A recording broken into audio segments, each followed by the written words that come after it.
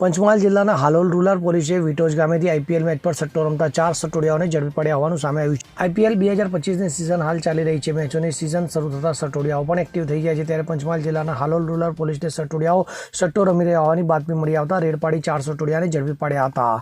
Halol rural police સ્ટેશનના PI આર.એ. જાડેજાને ખાનગી રાહે બાતમી મળવા પામી હતી કે હાલોલ તાલુકાના વિટોજ ગામે રહેતા રમેશ ગણપતભાઈ પરમારના ખેતરમાં બનાવેલ ઓરડીમાં કેટલાક ઇસમો સટ્ટો રમી રહ્યા છે। જે બાતમીના આધારે હાલોલ રૂરલ પોલીસે તે જગ્યાએ રેડ પાડી હતી, જ્યાં 4 જેટલા ઇસમો મેચ પર હાર જીતનો સટ્ટો રમતા હતા। જેમાં પકડાયેલા આરોપીઓમાં રાજકુમાર ચાંદવાણી, તરુણ જગદીશભાઈ રાજપૂત, મોહમ્મદ સબનાન, મોહમ્મદ કાશિમ અંસારી, રમેશ ગણપતભાઈ પરમારને ઝડપી પાડ્યા હતા। જ્યારે આ મામલે એક આરોપી મહેશભાઈ દવે રહેવાસી અમદાવાદને વોન્ટેડ જાહેર કર્યો છે। તો પોલીસે મોબાઈલ ફોન, રોકડ રકમ, લેપટોપ, ટેબ્લેટ સહિત કુલ મળીને 4,45,000 લાખનો મુદ્દામાલ ઝડપી પાડી કાયદેસરની કાર્યવાહી હાથ ધરી છે।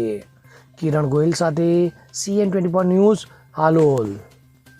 હવે જુઓ દેશ દુનિયાની તમામ ખબરો તમારી આંગળીના ટેરવે।